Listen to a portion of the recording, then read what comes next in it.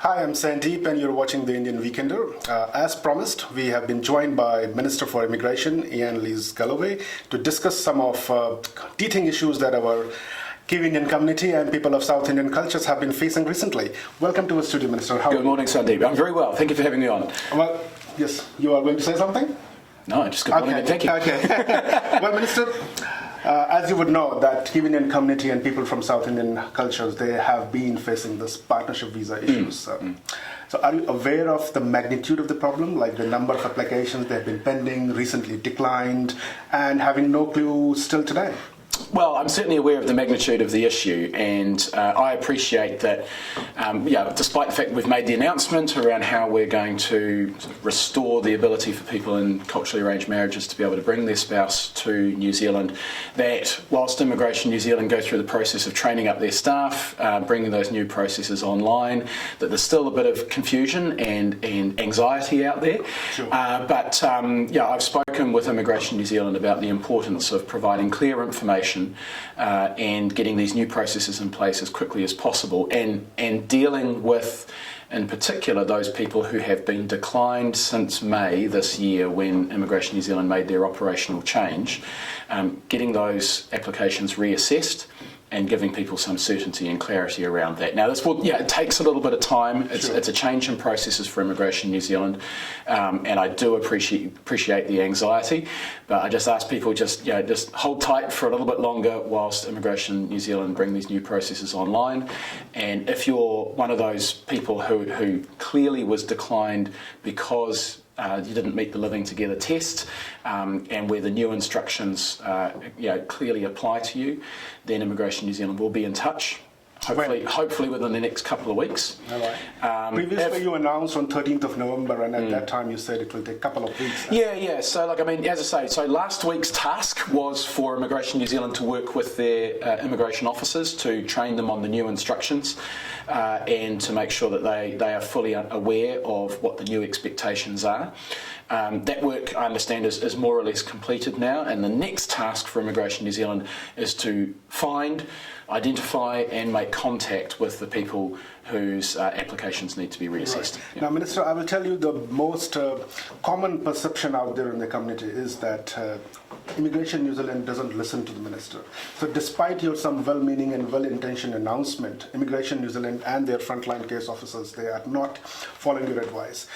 Case in the point is that recently when you announced on 13th of November itself that probably for next 2 weeks, there will not be any assessment, within 4 days, we received a case of decline exactly on the partnership visa for not living together thing. So that is the perception out there, and we would like to explore it together and give you a chance. Sure. Look, I would say Immigration New Zealand is a large organisation that is staffed by human beings, and all of us being human are not perfect.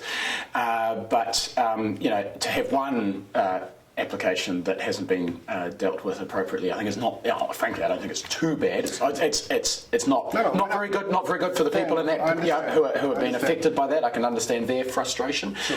But it's not just about this one particular case. I would say that you have been coming out to us as well through our channel and through other mainstream media outlets as well, and you have been repeatedly saying that you are not happy with the pace of the application, the partnership visa applications. Right? Last time, probably we heard that you said in September when you spoken to, I would say, CEO of Immigration New Zealand and MBIE, where you expressed your unhappiness with this pace. Yeah, absolutely. And we are now 2 months after that, and still the pace is as abysmal as it was. Yeah, so look, what I can tell is a lot has happened in that time. So it was actually in May this year that I reached the point of frustration of writing formally to the Chief Executive of MB and saying that there needs to be a much closer focus on improving visa processing times. And since that point, Immigration New Zealand and MB have been reporting to me literally on a weekly basis. Monday morning, we sit down and we go through the range of issues. So and it's not just processing times. You are getting an update right from Immigration's Mumbai office directly on a weekly basis? Well, I'm getting it from the Chief Executive of MB and from the Head of Immigration New Zealand. Right. And I'll come to the Mumbai office in a second. I'll talk about the Mumbai office in a second. But I'm getting that direct information from the most senior people at Immigration New Zealand, and what I can tell you is there has been good progress. So we had processing delays across all of the categories. And let's be clear about this. Processing delays have been developing since 2014. The processing of visas has been getting slower and slower since 2014. Now, the previous government did nothing about this. In fact, they supported Immigration New Zealand embarking on a restructure that has made things worse. It was based on flawed predictions about the number of applications that we would be getting, flawed assumptions about how people would adopt the shift to online processing, and that has definitely made things worse. And so, you know, I've inherited a bit of a mess from the previous government. I know it's reached the point where it's become intolerable. Sure. And it's all about perception. It is all about absolutely. perception. So, people's experience have changed from, I would say, February this year, when their application has been pending, partnership visa. Right now we're talking about partnership. Oh, look, I would have said in February this year that the processing times were not good. So let me tell you where we have made progress and where there's still more work to be done. So top priority was actually the essential skills visas. You know, we knew that people wanted to be able to get here to work, and we knew that employers needed to be able to get the staff that they needed. So the first thing, need to come together with their families. The first thing that Immigration New Zealand did was get those essential skills visas back up to speed, and I'm reasonably comfortable with where that is now. The other was the students. Again, you know, vitally important to our providers and to the people who want to come and study here, that they get a timely response to their visa application. The next area that desperately needs to be worked on, and where there is a backlog, and everybody watching this and listening to this will know this, is that the partnership work visas. And that is the post performance. That is, and that is where I've spoken with INZ about the need to you know, now that they've got those other two visa categories kind of under control, the effort now has to really go into those partnership visas. Now, we do have a backlog in Mumbai, and at the moment it's taking about 173 days for people's application to be allocated to an immigration officer. That is too slow, but I think what a lot of people know is that the bulk of that work is going over time to shift to the Hamilton office. Yes, well, that's we're getting people. A lot of applications, they have been digitally moved from Mumbai office to Hamilton office. So why we cannot move these people who have been waiting there for 9 so look, Hamilton itself is taking time to get up to speed. So, you know, we're training people. They've taken on new staff. Those staff have to get trained. Don't get me wrong, I get people's frustration. I share it. Believe me, there's no one more frustrated than the Minister at the moment. Sure. But yeah, again, Hamilton's making progress. That is letting you down, isn't it? So, well, look, they have to make changes, and the changes are taking time. But as I said, on a weekly basis, they're telling me what they're doing to improve things and what effect it's having. So Hamilton, I think, low risk applications, and bear in mind, quite rightly, Immigration New Zealand have shifted to this approach of low risk and high risk, and the low risk visas get prioritised. Low risk is being allocated off within about 21 days. I'm trying to remember, but it's within around 21 days. The high risk are taking 180 days. But obviously those low risk visas, those are the ones where people have done their homework, they've got the full information into the visa application, they've worked with a reputable advisor who's able to support them to put a good application in. And that is my key message to people, is work with someone who has a good reputation, who INZ trust, and can see from their track record that they are someone that they can work with and get that good information into their application. Coming about those reputable immigration advisors and lawyers, a lot of people, they have got in touch with us, especially after your announcement on culturally arranged marriage thing, and they have got no clue at all. They have been raising question that probably Minister's announcement is creating a new evidential burden on the applicants, how they are going to prove or provide substantial evidence about their culturally arranged marriage. Because India is predominantly an oral culture, all right, and priests over there generally they don't write a letter, and immigration case officers they have a huge propensity of rejecting letters from families and friends by applicants. So how this will match up? Yeah, so look, another thing that I've said to Immigration New Zealand is they need to be much more directly linked with our local community, our local migrant community, so that they can get a proper understanding of what the modern cultural practices are.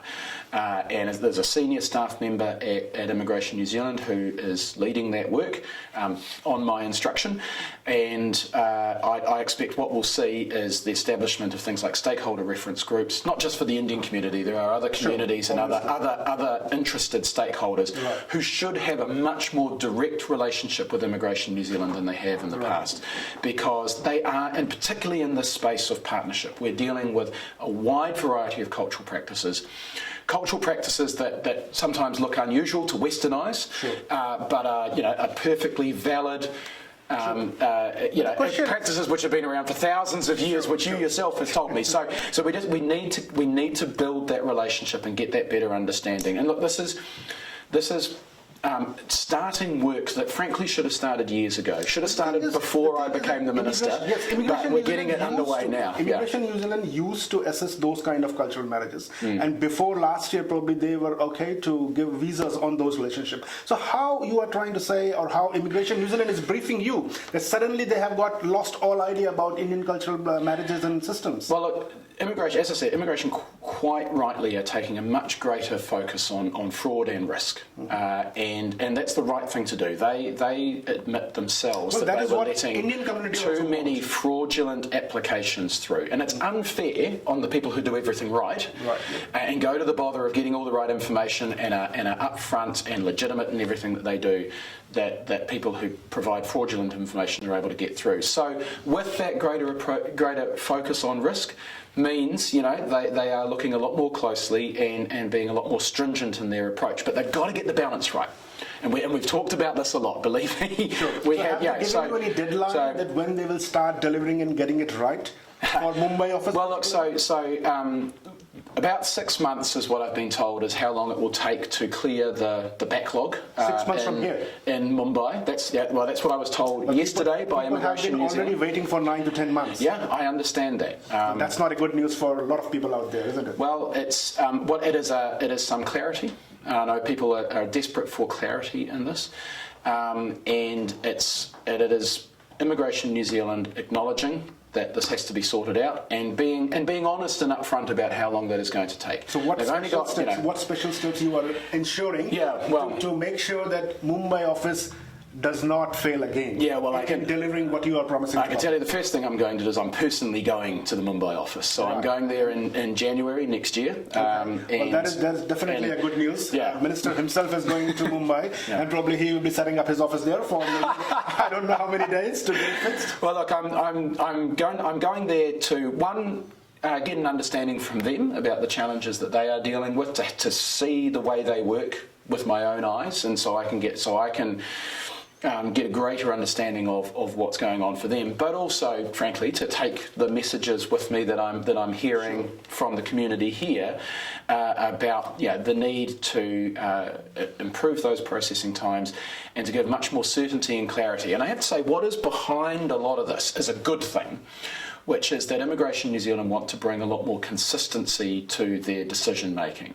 That is something you and I have talked about. It's something which has been around for a long time, is that different offices have had different approaches to visas, and the result that people get can depend very much on which office deals with their application, and even which individual person deals with their application. And talking about this lack of consistency, probably now, very surprisingly, they have brought in again general visitor visa category as an option for a lot of people who might not qualify under culturally arranged marriage. So a lot of immigration advisors, they have come back to us and they said, look, hey, they have been doing this anyways before this crisis was escalated.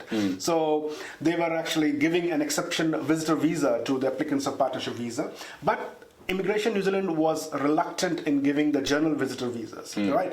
For the pure reason that they believe that the individual applicant might not be a bona fide and might not have incentive to leave New Zealand in a timely manner, right? Now they have come back after your instruction and they say that they would be considering it. So the challenge for community and challenge for immigration lawyers is that how they can trust on immigration officers now, that they will be doing exactly the same thing that they refused to do probably months ago. Well, they changed their practice in May, and the instruction from me was, as best as you can, get back to what was being done before. So we've done that with a mixture of my change to instructions, which broadens out that culturally arranged visitor visa, which previously was only available for people who were coming for a wedding here in New Zealand. Sure. So we broadened that out. But you have not broadened the journal visitor visa thing, where probably that might be very helpful, and that's what. But we've re-established that, right? So that went as well in May, and that was an operational decision for Immigration New Zealand. Didn't require my intervention, except to say I made it clear what I wanted to see happen. So they've restored that, and so I mean, you talk about a lack of clarity. I say we're trying to create the opportunities for people to be able to come to New Zealand under a culturally arranged marriage, and we're trying to deal with all eventualities, because if we're too tight in our instructions, then people are going to be left out, and that's going to be an unintended consequence. So we're trying to find the right... What this all points to is actually our whole partnership visa system has become out of date. There is a broader piece of work that needs to be done here. So we needed a quick fix. We needed to sort this out right now. But there is definitely a broader piece of policy work around the way partnership visas work in general for everybody. And that is something that I'm committed to doing. It's probably not in this term of government. We've got. Well, no, it's not so much. Well, of course, I want to get re-elected, and it would be one of the first things that we would do after we get re-elected. But it's mainly, we committed to a lot of work this term. This is additional work that has come up because of a surprise by immigration officials. By immigration officials, no doubt. Yeah, and we've had a discussion about the philosophy of no surprises. I can assure you. This is something that we've had to deal with. But we've been doing a lot of work around migrant exploitation, about changing the way the essential skills visas work so that they're fairer and work better both for migrants and for New Zealand. A huge piece of work. So when all of that's kind of bedded in and we get through the rest of our program for this term, I think in the next term, a very logical next piece of work is around the way the partnership visas operate. Okay. Yeah. Now coming back, I have got two more questions with partnership visa before we move on to another important issue, that is parent category visa. Yeah. So the two questions I have got, probably based on your announcement, probably around 1,300 potentially applicants who might not receive a call from Immigration New Zealand, who've been recently declined, and there are probably thousands more. How they will come to know that they were unlucky to be contacted by Immigration New Zealand? So the core group of people who are going to be contacted by INZ are the ones who were clearly turned down because of the living together requirement, and that by Immigration New Zealand's assessment would probably, and an emphasis on the word probably, because all factors have to be taken into consideration, but probably been issued the culturally arranged visitor visa if that had been available for them to apply. That wider group would be proactively contacted. They will know they got turned down, and it's up to them to consider for themselves whether they think it's worth reapplying, because they'll probably have a good idea why they got declined. If they think it's purely because of the living together requirements, then they might want to consider reapplying. If it was other requirements, which mean they're probably still going to be turned down, then they should think hard about whether it's worth applying. And the process for them will be apply, you'll have to pay a fee, but if you are accepted and you were declined last time, then that fee will be refunded. For the people who are in that core group, there'll be no need to reapply, there'll be no additional fee. Immigration New Zealand will simply reassess their application. The 2nd December, the deadline that you have given to Immigration New Zealand. So do you mean to say that if people they don't hear back by 2nd of December, either this way or that way, they should know what they need to do? Well, look, I would love to give that level of certainty, but all of these things, when you actually have to put them into operation and people have to deal with the reality of getting through this work, I'm not going to put that firm a deadline on it. But I would say if you haven't heard from INZ by the end of the year, then it probably the ball is in your court to think about whether or not you want to reapply. Okay. Now, one other issue related with partnership visa, there are lots and lots of people, probably around 3,000 people whose application are pending based on, they are temporary workers over here. They are either on work visa or they are on student visa, and they have been trying to bring their partners. Yeah. We have cases like where people, they have lived together for maybe 5 years, they were in family, they had kids over there as well. They have moved to the country on a work visa, and unfortunately their application is pending since last probably 6 to 8 months. And they have got no certainty, even after your announcement, that will they be also considered under the new instructions that you have given? And look, it entirely depends on their individual circumstances. But as I said, look, I acknowledge that probably the biggest pressure point in the immigration system at the moment is the work partnership visas. It is still taking a long time, and as I said, I've been advised that we're looking at about 6 months to clear the backlog in Mumbai. It's not acceptable, but we are in the situation that we are in, and we can only fix it at the pace that we can. Immigration New Zealand totally understands my expectations. They continue to brief me on a weekly basis. Right. So are you informed about the progression in the number of cases that has been solved or decision been made? The main piece of advice that I get is how long it's taking to allocate. I mean, that's something that people always ask me about. And they say, look, I've had my application in, it's sitting there, it hasn't even been allocated to an officer yet. That's the main metric that I'm focusing on, is how long do people have to sit in the queue before they know that their visa is being assessed and processed. Because that's, and I'm sure you've heard the same thing, that's the thing that frustrates people, right. is not knowing that someone is at least looking at it and dealing with it. Sure. So that's what I'm focusing on. Yeah. Coming back to my main question on this part, that people in work visa and other temporary visas, they will also be treated equally as the citizens and residents who are trying to bring their partners from. Oh, I expect people to be treated equally, absolutely. Perfect. Okay, well, that's a good news. That's what probably have been doing. Now, I think we have talked a lot about partnership visa issue. Thanks for clearing a lot of issues. Thanks for giving some certainty. Thanks for confirming us that you will be visiting personally to Mumbai, and we look forward to that. Hopefully, things will start changing by the time you're there. But now coming to another major issue that has recently affected our community, that is related to parent category visa. And I understand, I acknowledge that this issue was, this category was probably stopped or was in temporary suspension based on which side of political discourse you're hearing the story. Since last 2-3 years, like migrants, they were not able to bring their parents on a permanent category, and then you did the hard work and you opened the category. But unfortunately, the threshold, the salary threshold to bring those parents along was increased beyond reach of probably 90% of migrant workers. Yeah. It was increased to 149,000 to 202,000 to be able to bring your both parents. Don't you think it's an elitist policy? Well, look, first of all, people were left in limbo by the national government. They closed it indefinitely, told people to keep still putting their expressions of interest in, which kind of gave people, I think, frankly, some false hope. And it just meant, we've now got something like 9,000 people who are sitting there in limbo, and the category remained closed. So for me, my first priority as Minister, I was absolutely determined to do this, was to get it reopened. It's kind of by hook or by crook. I wanted to get the thing reopened.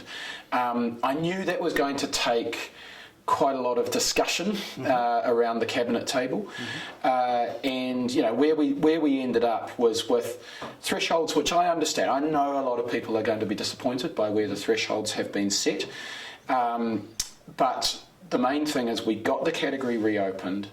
And it is important. It is important. We've maintained the concept of income thresholds. They've been around for a long time, and it is important that the sponsoring migrants have the resources to be able to take care of their parents. Whilst I acknowledge, they need to have the resources. Now, I acknowledge there was a lot of stories going around. Frankly, I think the previous government got a bit spooked by a lot of anecdotes going around. The evidence has not borne that out. So people who bring their parents to New Zealand are actually more likely to stay in New Zealand.